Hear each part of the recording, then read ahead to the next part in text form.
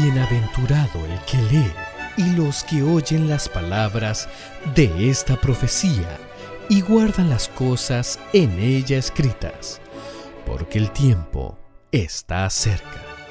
Son muchas las preciosas verdades que contiene la palabra de Dios, pero es la verdad presente lo que el pueblo necesita. Bienvenido a su programa, La Verdad Presente.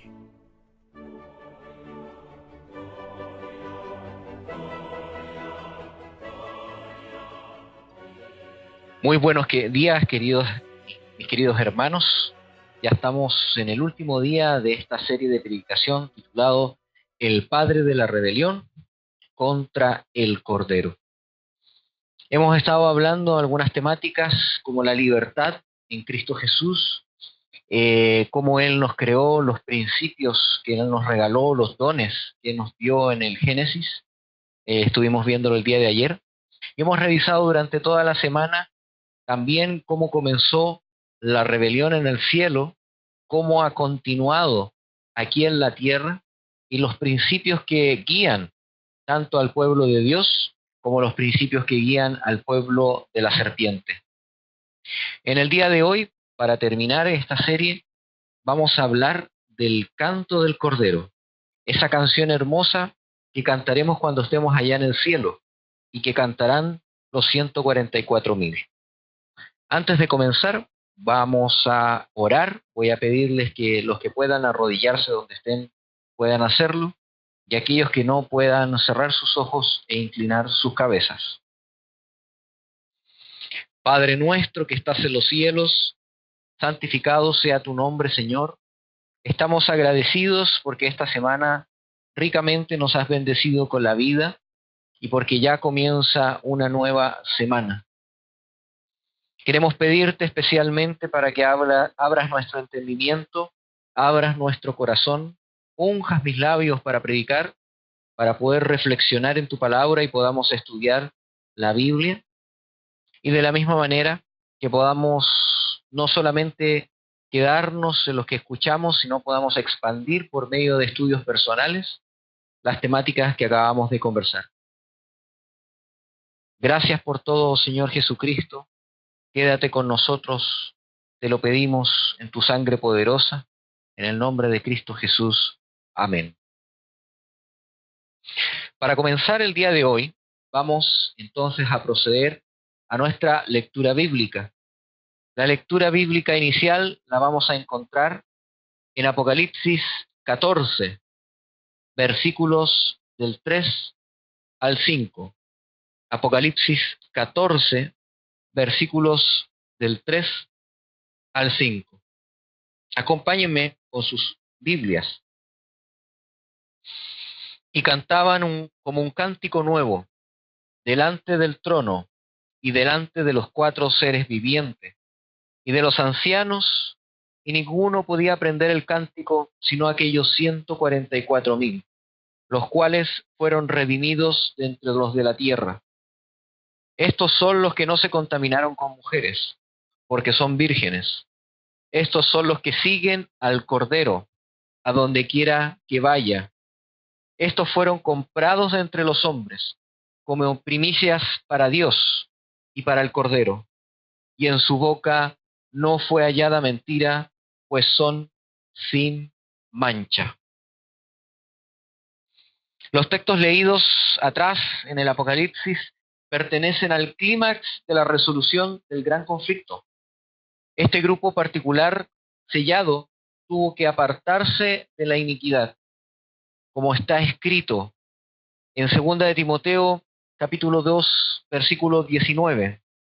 Mas el fundamento de Dios está firme, teniendo este sello.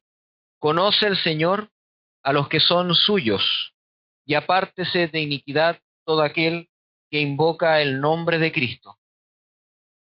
Explicamos claramente que la iniquidad comenzó en el corazón de Satanás, al alejarse de la autoridad divina, ya que iniquidad significa injusticia o maldad. La palabra que aparece en este versículo que acabamos de leer se traduce justamente como adikia. Esa es la palabra en griego. Esta palabra la estudiamos el día viernes profundamente y significa injusticia, o mejor dicho, sin justicia. El sistema de confusión llamado Babilonia no les ha engañado a estos 144.000, porque no tienen mentira en sus bocas. El vino de las rameras no ha llegado a sus labios, pues la Biblia declara que son vírgenes. Han logrado llegar a la experiencia del reposo, porque son liberados del pecado, ya que son primicias para Dios, como declara la Biblia, tal como lo fueron, en ejemplo, Enoc, Moisés y Elías, que la Biblia da testimonio que caminaron con Dios. Ellos volvieron a ser recreados y tienen una experiencia que llamamos nosotros la experiencia del reposo.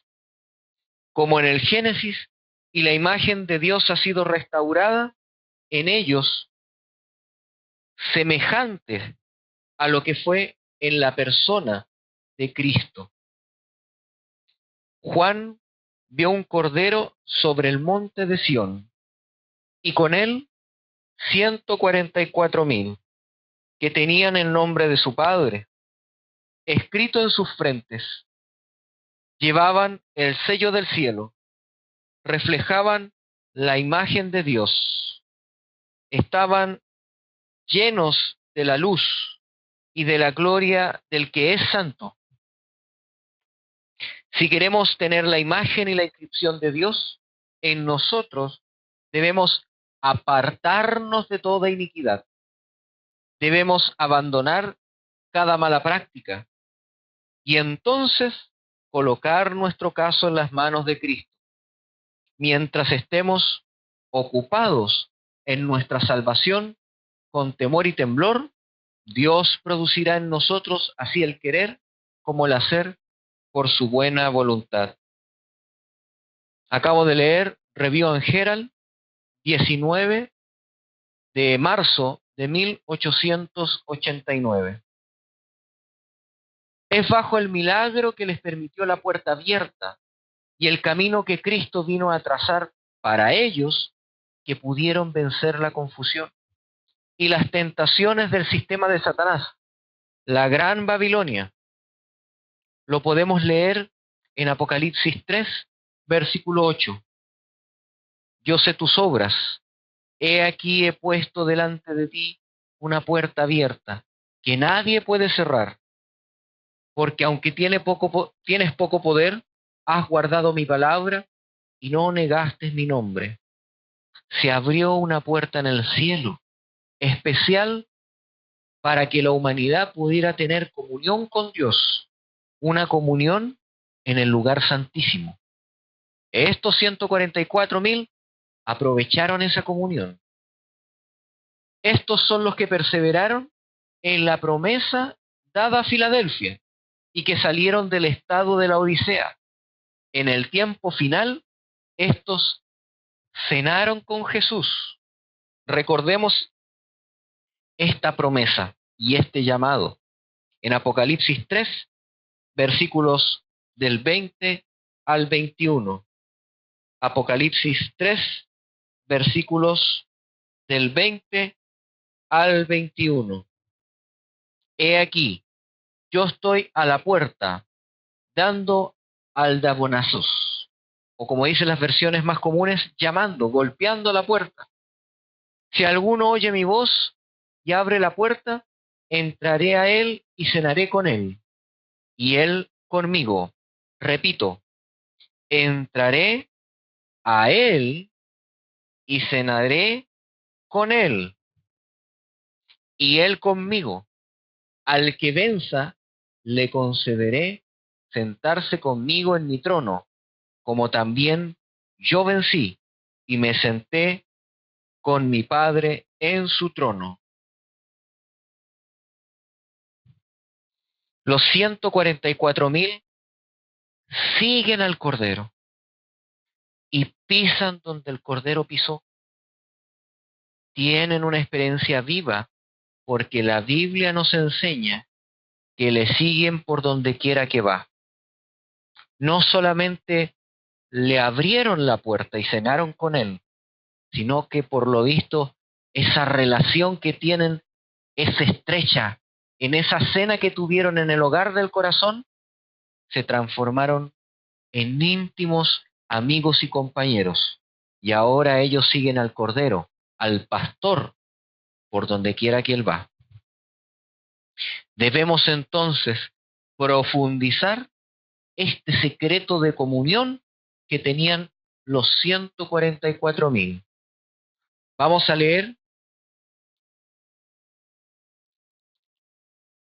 dice así: la relación de Cristo con su pueblo se compara a la del pastor con su rebaño. Después de la caída, vio a sus ovejas en una condición deplorable y expuestas a una destrucción segura. Abandonó los honores y la gloria de la casa de su padre para ser pastor y salvar a las ovejas errantes que estaban por perecer.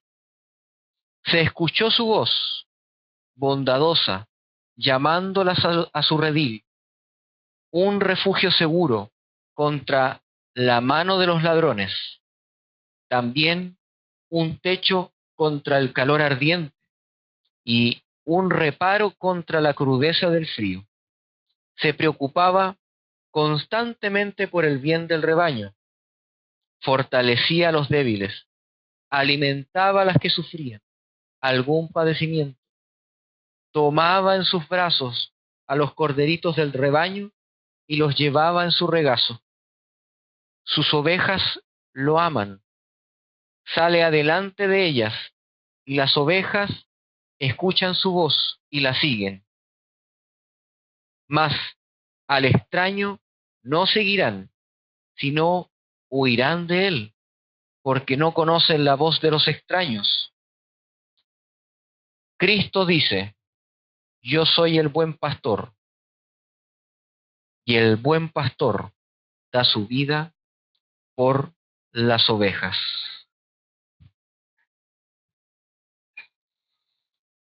En el Oriente hay una práctica interesante que tienen los pastores. Es distinto a los pastores de Occidente. Estos pastores de Oriente van delante de las ovejas y las ovejas le siguen. Para poder ilustrar esto y explicarlo, voy a citar las páginas de el libro Orientalismo en las Tierras Bíblicas, escrito por E.W. Rice, en las páginas 159 a la 161, algunos apartados de este libro. Dice: el pastor moderno tiene una memoria maravillosa que retiene el nombre de todas las ovejas. A veces los rebaños se componen de centenares de ovejas y no obstante, cada una tiene nombre y el pastor lo conoce y llama a cada oveja por su nombre correcto. Un observador cuenta que ha estado observando a estos pastores con rebaños en las laderas del Monte Hermón. Cada pastor entrena a sus ovejas a venir cuando las llama, a ir en orden, de dos en dos o de cuatro en cuatro. Logra hacer que vengan en forma de cuadrado o en forma de círculo. Una del círculo exterior en un rebaño de 1,000 ovejas viene cuando se le llama por su nombre. Es la voz del pastor la que reconoce la oveja. En una ocasión, un extraño le declaró a un pastor sirio que las ovejas conocían la indumentaria y no la voz de su amo. El pastor dijo que era la voz la que conocían las ovejas. Para demostrar esto, cambió indumentaria con el extraño, que fue entre las ovejas con la indumentaria del pastor, llamando a las ovejas, pero imitando la voz del pastor, trató de conducirlas. Ellas no conocían su voz, pero cuando el pastor las llamó, aunque estaba disfrazado, las ovejas corrieron inmediatamente al oír su llamada. Qué hermoso, mis queridos hermanos, cómo nuestro Señor Jesús quiere ilustrar la devoción de los 144.000. Es así que el pastor marcha por delante de ellas y prepara el camino de antemano donde ellas le seguirán. Es aquí donde debemos hacernos de algunas preguntas prácticas.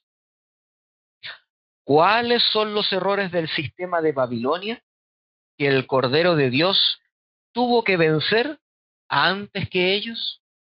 ¿Cuáles fueron los errores que nuestro pastor Jesús venció antes que sus ovejas?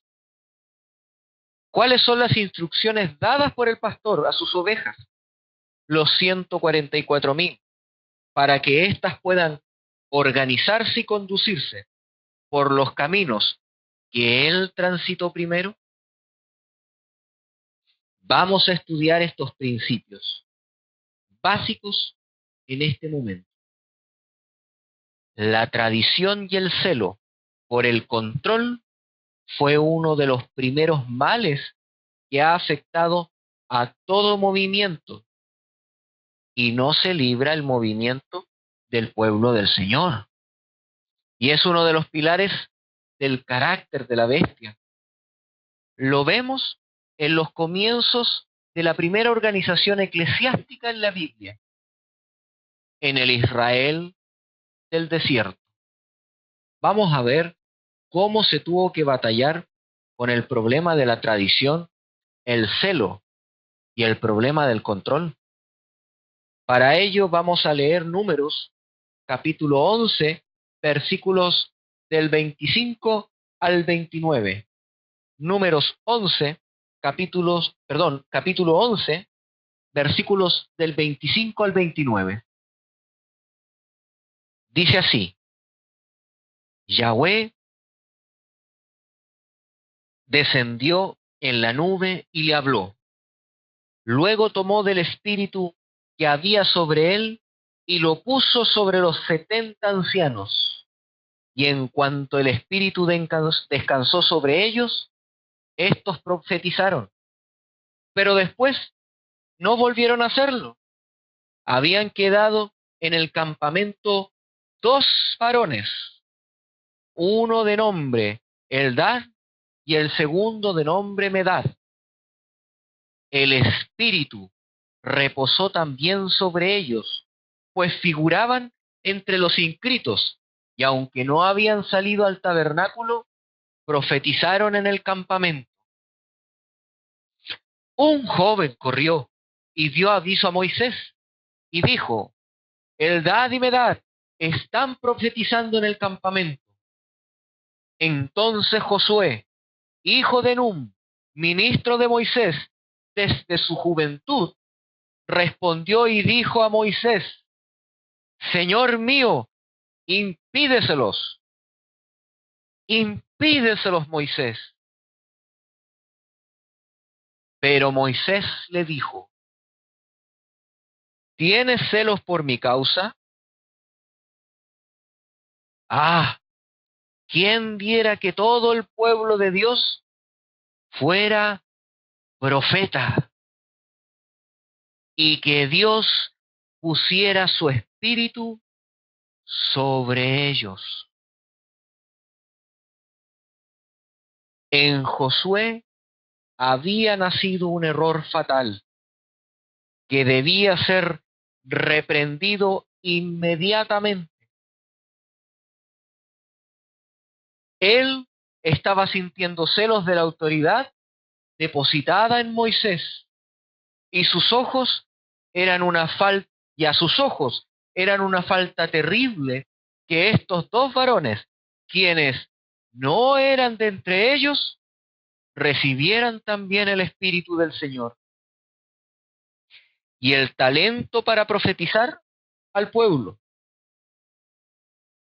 Asertivamente Moisés preguntó a Josué cuál era la motivación que tenía en su corazón. ¿Tenía celo por el Señor o celo por Moisés, el líder del pueblo? Correctamente Moisés, que conocía al dador de los dones y de su espíritu, le dijo: ojalá todo el pueblo sin distensión, los israelitas y aún la multitud mixta, fueran por profetas del Altísimo y que pudieran hablar palabra en nombre del Señor, porque profeta habla palabra en nombre del Señor. Allí había uno que reconocía que los hombres y la estructura simplemente son vasos de barro que contienen una parte de la gracia del cielo. ¿Quién era él para restringir de alguna manera la liberalidad de los dones de Dios y la expresión de estos en el campamento?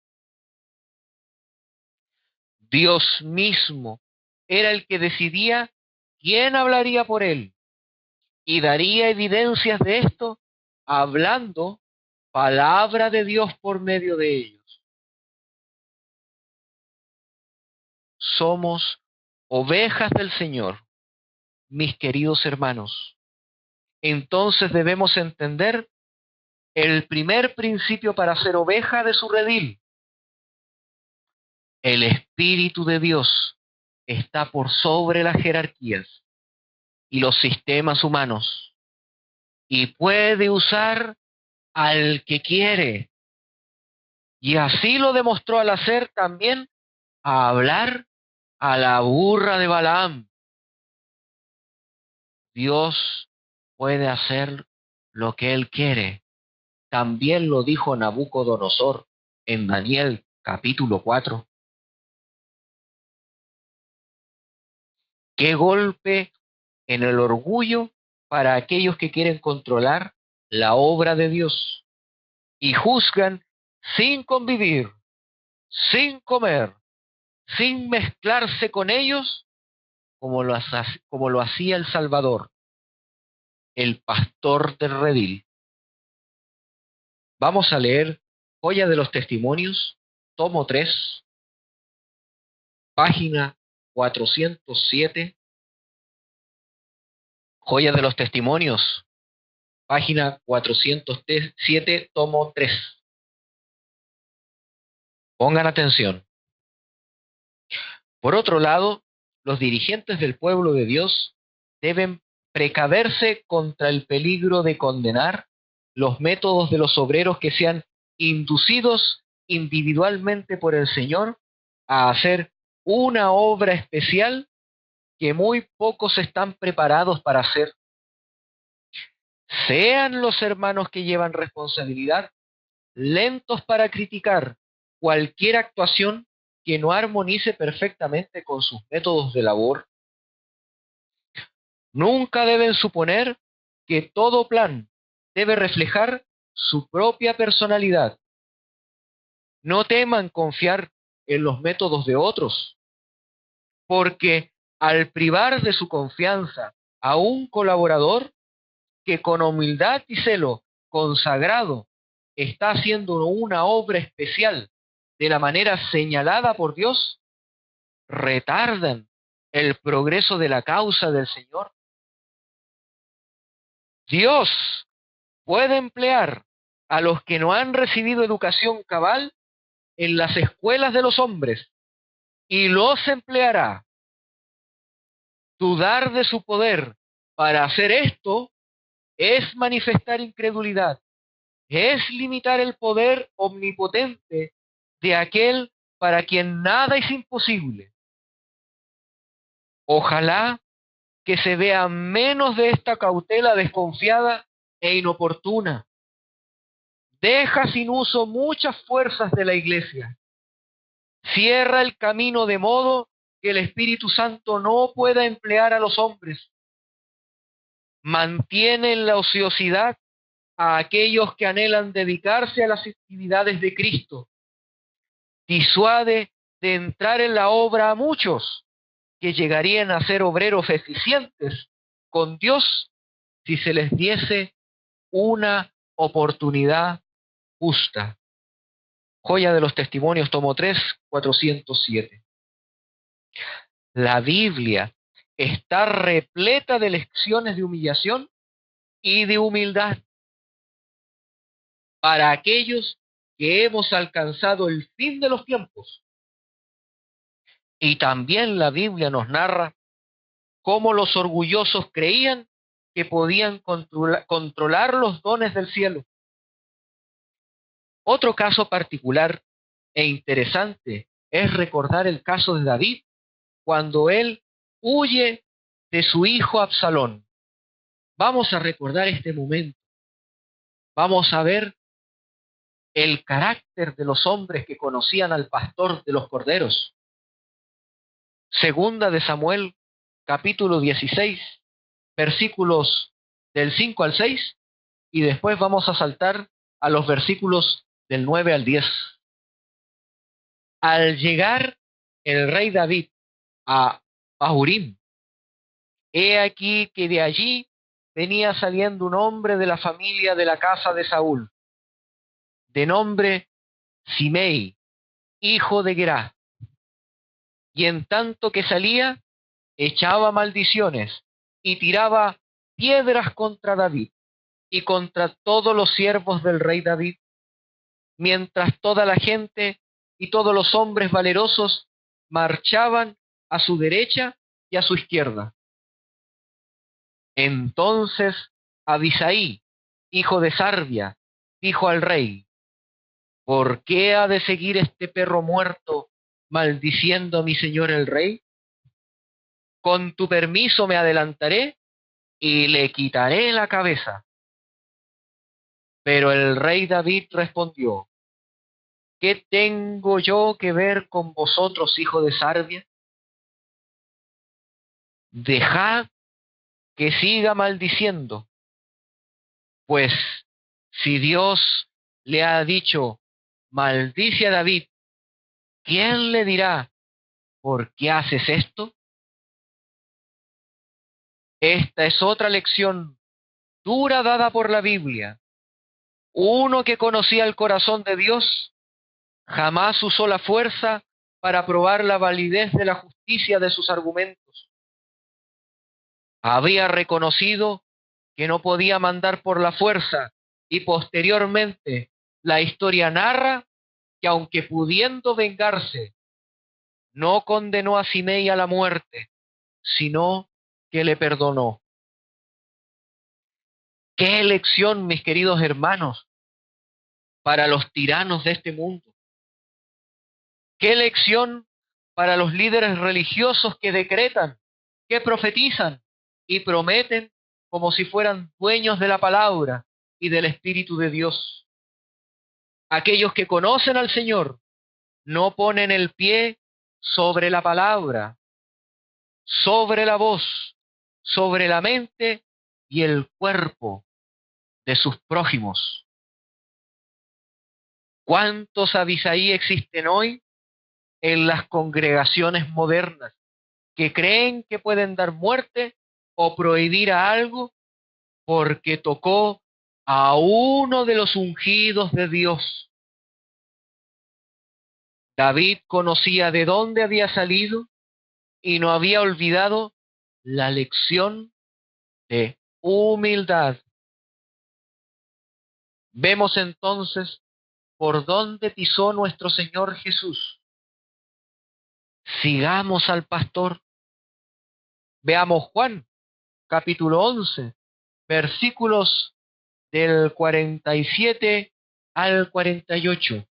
Veamos la experiencia del pastor Jesús, que caminó antes que nosotros las ovejas. Juan capítulo 11, versículos del 47 al 48. Entonces los principales sacerdotes y los fariseos convocaron a un concilio y decían, ¿qué hacemos? Porque este hombre hace muchas señales, y si le dejamos seguir así, todos van a creer en él, y los romanos vendrán y nos quitarán nuestro lugar y nuestra nación. El concilio de Israel no se reunió para discutir si Jesús era el Mesías o si lo que hacía y predicaba era verdaderamente la verdad proveniente de Dios. Lo que a ellos les preocupaba, mis queridos hermanos, no era la verdad, no era saber qué era lo correcto o no.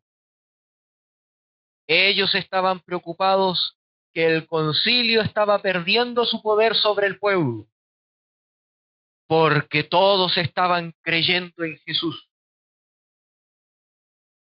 Y si se desarmaba la estructura, aquellos dirigentes perderían sus lugares, sus tronos, su nación. Tenían miedo de perder el orden, que no hubiera orden, si no existiera una estructura que impusiera ese orden. Temían más al desorden cuando no hay control que conocer verdaderamente la verdad o temer de estar en la mentira. Tenían graves problemas con las prioridades y así condenaron a Jesús a la muerte. Era preferible silenciar la verdad que aceptar las evidencias irrefutables de que estaban equivocados. Su celo asesino por el poder, su tiranía, llegó a ser tan terrorífica que luego que el Espíritu Santo les dejara solo, se propusieron eliminar toda prueba de su error o que significara que podrían perder el poder. Vamos a leer Juan capítulo 12, versículos del 9 al 11. Juan capítulo 12, versículos del 9 al 11 dice: Entonces la gran multitud de judíos se enteró de que Jesús estaba allí, y vinieron no solo por causa de Jesús, sino que vinieron también a ver a Lázaro, a quien había resucitado de entre los muertos. Pero los principales sacerdotes resolvieron entonces también matar a Lázaro, porque por causa de él muchos de los judíos se apartaban y creían en Jesús. El redil del Señor tenía que estar totalmente desprovisto de este espíritu. Qué implacable eran los fariseos. No solamente querían matar a Jesús, sino al que daba testimonio viviente del poder que tenía Jesús para resucitar. La nueva iglesia que se estaba gestando debía ser vacunada contra la tiranía, el igualitarismo y el despotismo institucionalizado. Fue el mismo Jesús que tuvo que reprender a sus discípulos cuando en ellos se encendió el mismo germen que había alguna vez reprendido Moisés en el desierto. Marcos capítulo 9, versículos del 38 al 41. Marcos capítulo 9, versículos del 38 al 41.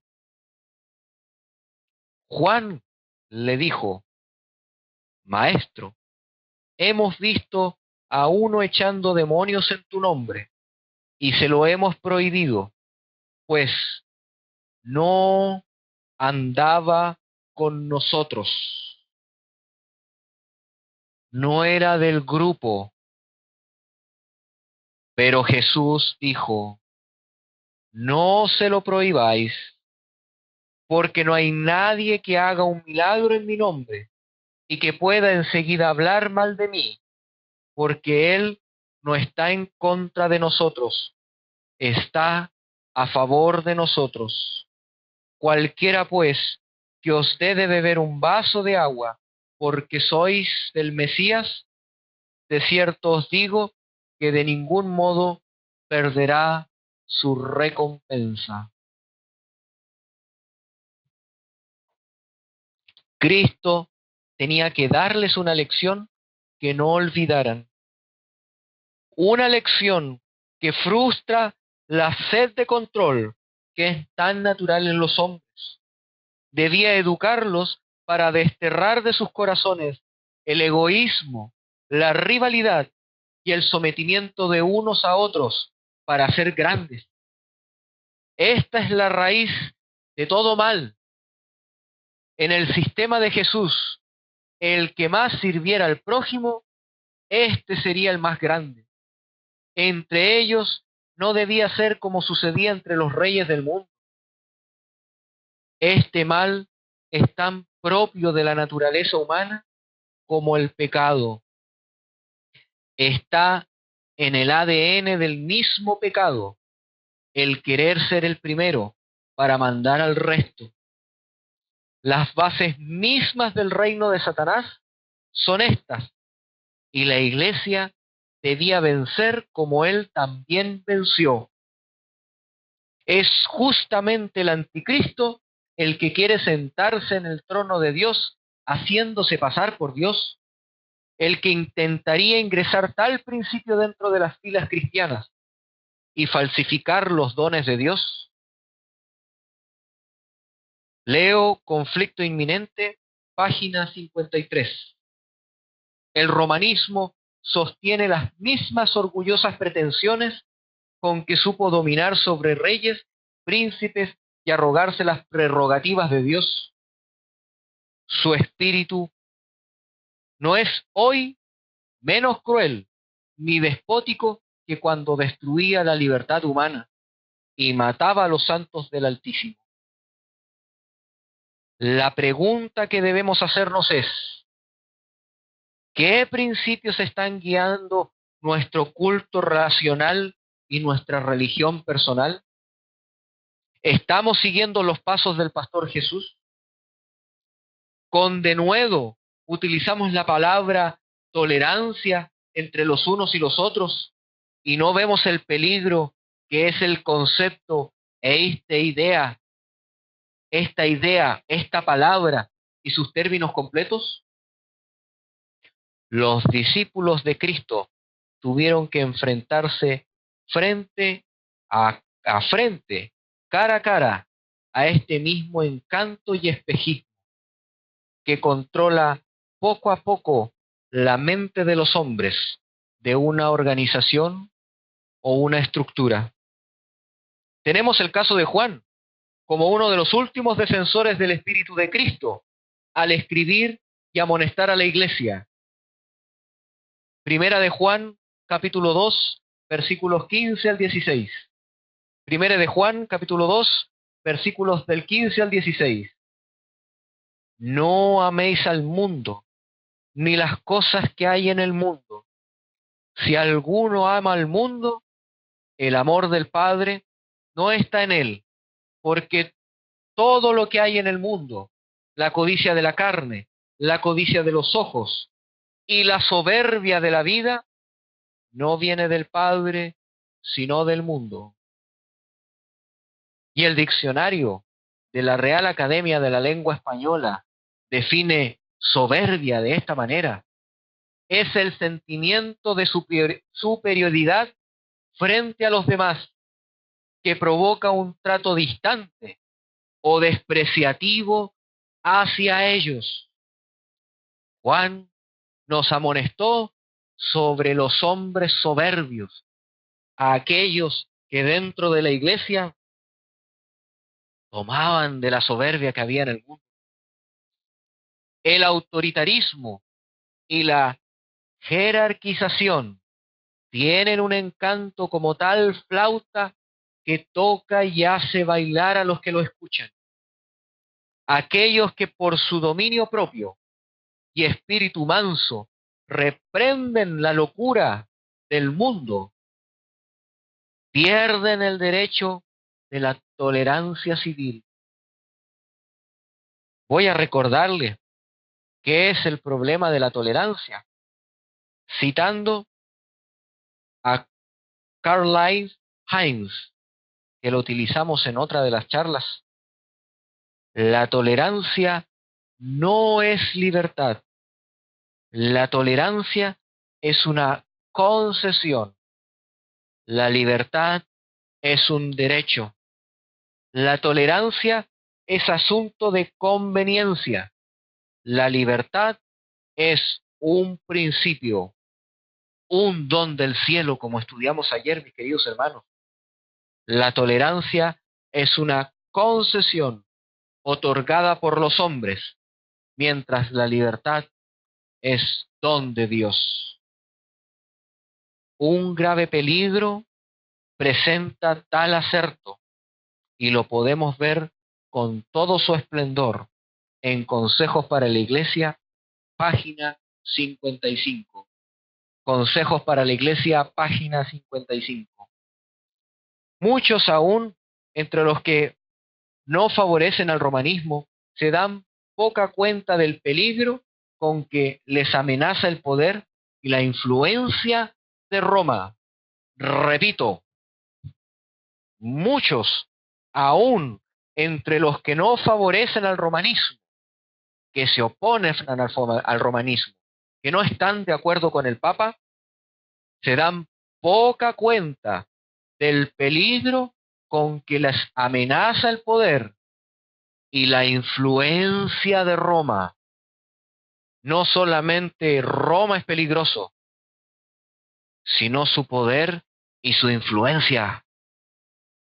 Insisten en que las tinieblas intelectuales y morales que prevalecían en la Edad Media favorecían la propagación de sus dogmas y supersticiones, juntos con la opresión y que el mayor caudal de inteligencia de los tiempos modernos, la difusión general de conocimientos y la libertad, siempre mayor en materia de religión, impiden el reavivamiento de la intolerancia y de la tiranía. Se ridiculiza la misma idea que pudiera volver un estado de cosas semejante en nuestros tiempos de luces. Es verdad que sobre esta generación brilla mucha luz intelectual, moral y religiosa. De las páginas abiertas de la Santa Palabra de Dios ha brotado luz del cielo sobre la tierra. Pero no hay que olvidar que cuanto mayor sea la luz concedida, tanto más densa también son las tinieblas de aquellos que la pervienten o que la rechazan. Consejos para la Iglesia, página 55. Nuestras congregaciones modernas han tenido gran luz y es alarmante ver cómo dentro de las iglesias está germinando vanas filosofías y huecas sutilezas, de las que siglo atrás fuimos advertidos. Mis queridos hermanos, esta mañana le nombraré solamente algunas. Por ejemplo, en las que los movimientos cristianos tienen que lidiar. Por ejemplo, nuestra iglesia adventista debe lidiar con la ideología de género, el socialismo, el feminismo, los identitarismos, también con el igualitarismo. Una sociedad eclesiástica culturizada por toda la ola de nuevos movimientos que a la luz de todo lo expuesto se nos revela claramente de los lugares donde han bebido sus aguas del conocimiento. del rebelde de los rebeldes, del padre de la rebelión. Jeremías 2:13 dice: mi pueblo ha cometido un doble pecado. Me abandonaron a mí, fuente de agua viva, y se hicieron sus propias cisternas, pozos rotos que no conservan el agua. Muchos hermanos, abandonando la palabra del Señor, abandonan a nuestro Señor, fuente de agua viva, y cavan para ellos cisternas propias, llenas de solo conocimiento de ellos, conocimiento humano. Y estas cisternas no pueden conservar el agua que viene del cielo. Pero hay un grupo que ha seguido al Cordero, que pisa por el camino que pisó el pastor y que cantará un canto de victoria hacia el Cordero. Repetimos Apocalipsis 14, versículo 3. Cantan un cántico nuevo delante del trono y delante de los 4 seres vivientes y de los ancianos. Y nadie podía aprender el cántico, sino los 144,000, los que habían sido rescatados de la tierra. Delante del trono, leo Conflicto de los Siglos, página 630, tercer párrafo. Conflicto de los Siglos, 630, tercer párrafo. Delante del trono, sobre el mar de cristal, ese mar de vidrio que parece revuelto con fuego, porque los muchos que resplandece con la gloria de Dios, se halla reunida la compañía de los que salieron victoriosos de la bestia, de su imagen, de su señal y del número de su nombre. Con el Cordero en el monte de Sión, teniendo arpas de Dios, están en pie los 144,000 que fueron redimidos de entre los hombres. Cantan un cántico nuevo delante del trono, un cántico que nadie podía aprender sino aquellos 144,000. Es el cántico de Moisés y del Cordero, un canto de liberación. Repito, es el cántico de Moisés y del Cordero, un canto de libertad, de liberación. Ninguno sino los 144,000 pueden aprender aquel cántico, pues es el cántico de su experiencia. Una experiencia que ninguna otra compañía ha conocido jamás. Nadie desde que nació Adán hasta ahora ha tenido esta experiencia.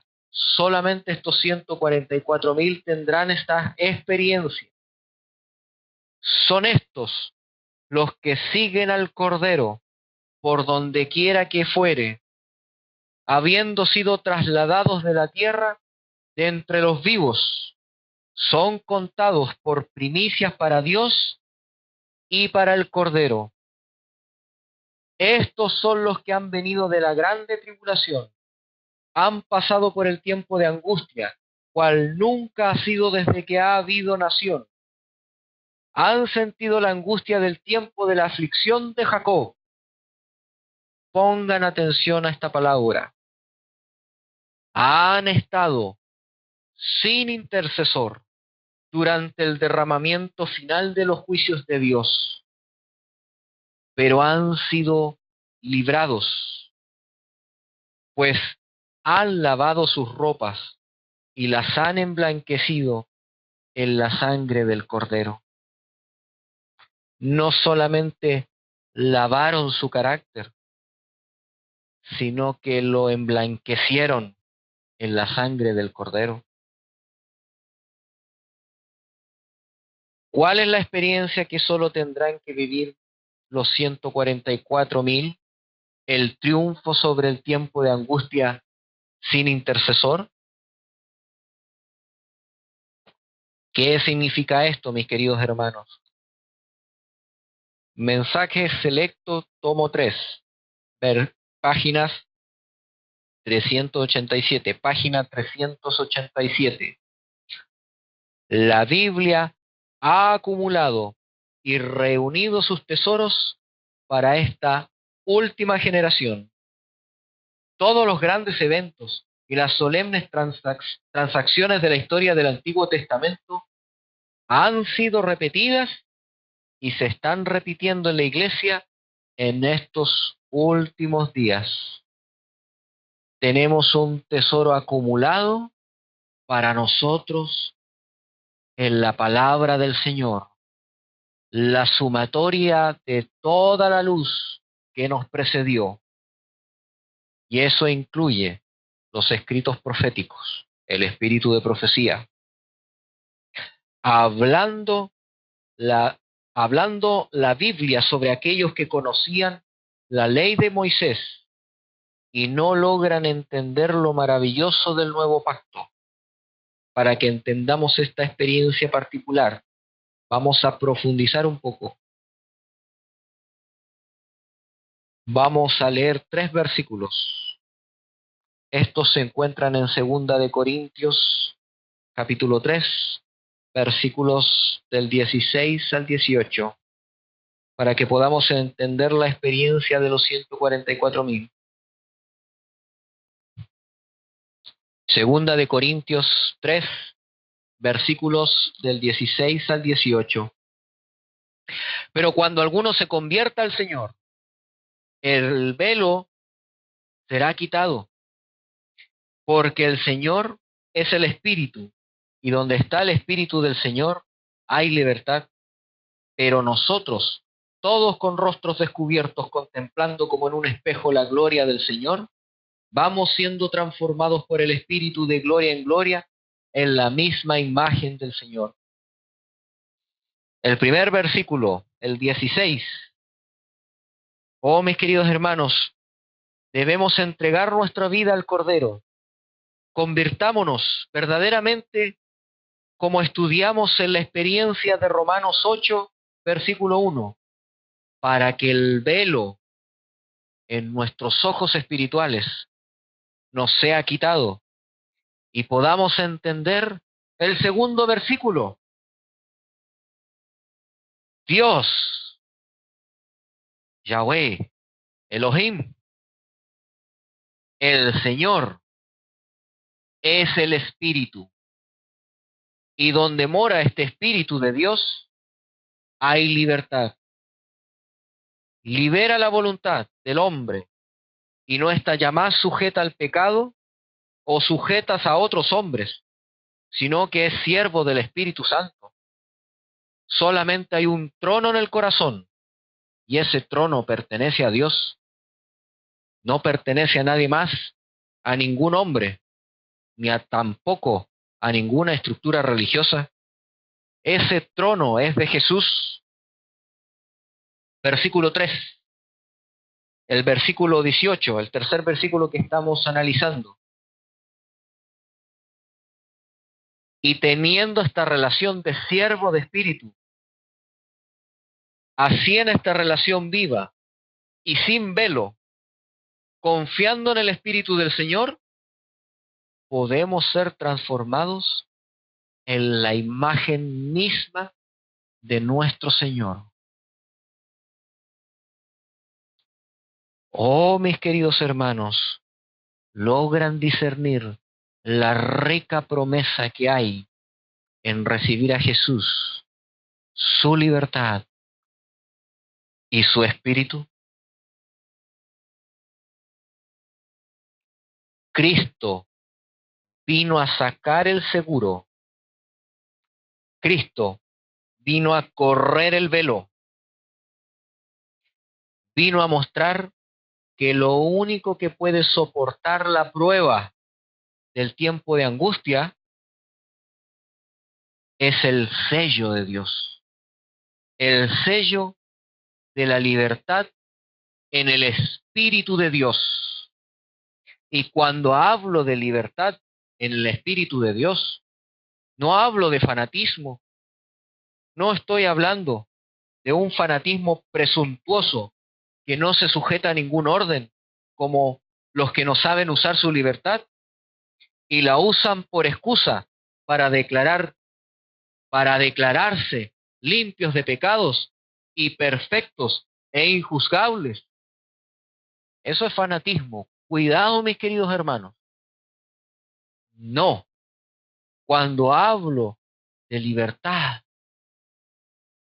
mirad que nadie os engañe. Es una libertad que no solamente es juzgada por los hombres, sino que es juzgada por las cortes celestiales, sin intercesor. Y Dios dice de ellos que son sin mancha. No solamente pasan por la norma de justicia humana, sino que cumplen los mandamientos de Dios y la fe de Jesús, la norma divina para terminar el juicio celestial de los vivos. Carta 126 de 1898. ¿Qué es el sello del Dios viviente que se coloca en las frentes de los suyos? Es una marca que pueden leer los ángeles, pero no los ojos humanos, pues el ángel destructor debe ver esta marca de redención. La mente inteligente ha visto la señal de la cruz del Calvario en los hijos y las hijas que el Señor ha adoptado. Queda eliminado el pecado de la transgresión de la ley de Dios. Tienen puestas las vestidos de boda y son obedientes y fieles a todos los mandatos de Dios. Cito: Boletín de la Conferencia General, número 33, año 1899, página 244. El mundo caído es el campo de batalla del mayor conflicto en el universo celestial, y los poderes de la tierra que los poderes de la tierra hayan presenciado jamás.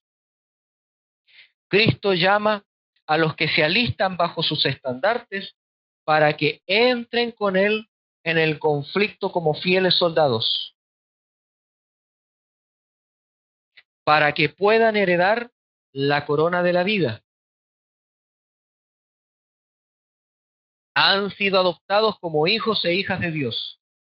Cristo les ha dejado su promesa segura de que habrá un gran galardón en el reino de los cielos para que participen en su humillación y sufrimientos por causa de la verdad. La cruz del Calvario desafía y vencerá finalmente a todos los poderes terrenales e infernales. Toda influencia se concentra en la cruz y de ella irradia en todas las direcciones. Es el gran centro de atracción porque en ella Cristo dio su vida por la raza humana. El sacrificio fue ofrecido con el propósito de restaurar en el hombre a su perfección original. Aún más, fue ofrecido para transformar completamente su carácter y hacerlo más que vencedor. Los que venzan al gran enemigo de Dios y al hombre con la fortaleza de Cristo ocuparán un puesto en las cortes celestiales, superior al de los ángeles que nunca cayeron. Repito, estos deben vencer al gran enemigo de Dios, y el hombre con la fortaleza de Cristo ocuparán un puesto en las cortes celestiales superior al de los ángeles que nunca cayeron, porque no puede haber mayor gozo que el que se encuentra en Cristo. Mensaje selecto, tomo 1, página 478. El hombre puede llegar a ser participante de la naturaleza divina. No vive una sola alma que no pueda pedir la ayuda del cielo en la tentación y la prueba. Cristo vino para revelar la fuente de su poder. a fin de que el hombre nunca necesitara depender de sus capacidades humanas desvalidas.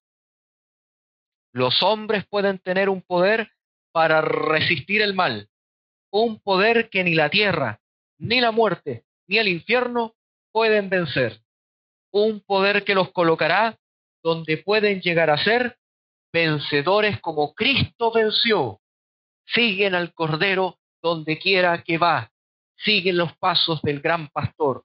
La divinidad y la humanidad pueden combinarse en ellos. ¿Quién? La divinidad, por medio del Espíritu Santo, puede combinarse con la humanidad de ellos y pueden vencer en Cristo Jesús, tal como Él venció. El trono de Dios será vindicado, mis queridos hermanos. Se escuchará el canto del Cordero, el canto de liberación. El santuario será purificado y el Cordero tomará el reino, no con ejército, no con fuerza, sino con mi espíritu, ha dicho Jehová de los ejércitos.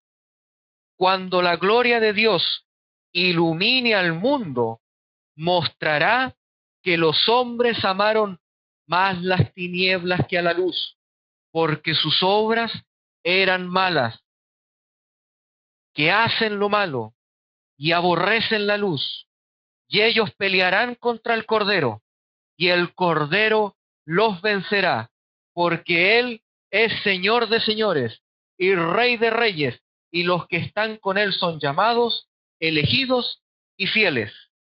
Mis queridos hermanos, los 144.000 deberán vencer contra los sistemas autoritarios del mundo, sean religiones, sean políticos, sean ideológicos, porque siguen al Cordero, tienen libre su voluntad, solo siguen al Cordero y deberán vencer contra la rebelión del dragón, contra sus semillas de maldad, el pecado, porque siguen al Cordero donde quiera que va, porque lavaron sus ropas en la sangre del Cordero, lavaron sus caracteres, los emblanquecieron, dice la Escritura. Estos son los que guardan los mandamientos de Dios y tienen la fe de Jesús.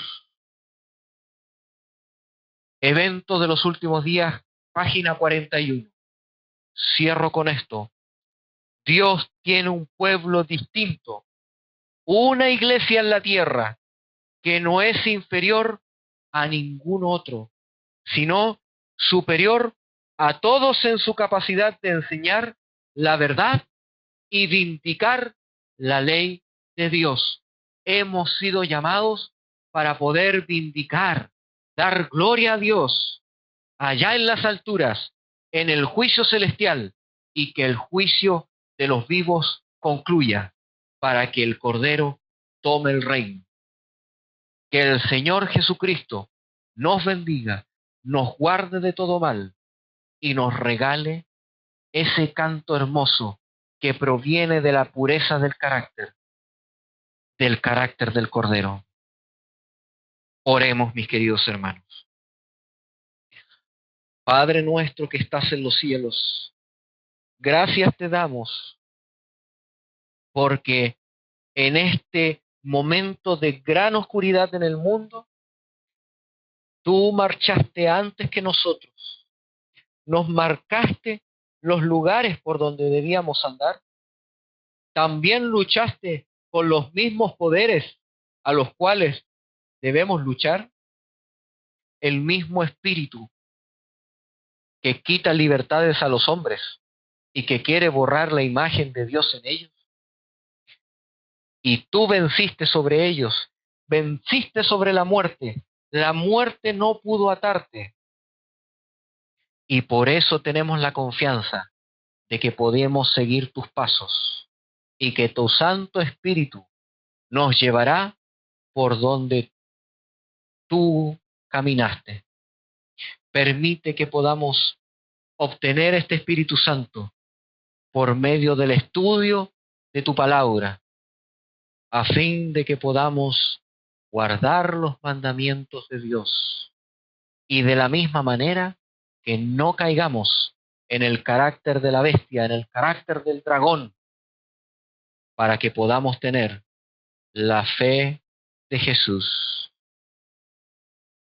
Gracias, mi querido Señor, porque tú nos levantaste como pueblo, tu pueblo remanente, para que pudiéramos brillar en esta hora de oscuridad, ahora para que la gloria de Dios ilumine al mundo.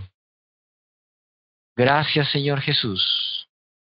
No debemos lamentarnos por vivir en este tiempo de la historia, sino que debemos alegrarnos porque tú estás con nosotros hasta el fin de los tiempos. Te lo pedimos y te lo agradecemos, no porque haya mérito alguno en nosotros, sino en los méritos de nuestro Salvador, Cristo Jesús. Amén.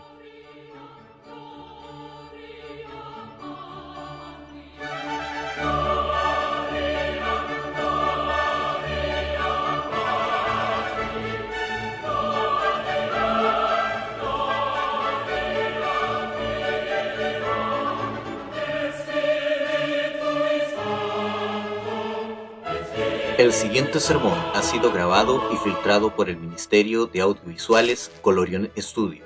Si te ha gustado nuestro trabajo, puedes dirigirte a nuestro canal de YouTube, Colorion Studio, y buscar nuestro podcast La Verdad Presente y otros temas que pueden ser de tu interés. Si quieres apoyar nuestro trabajo, puedes hacerlo por medio de Patreon, buscando Colorion Studio. El Señor les bendiga.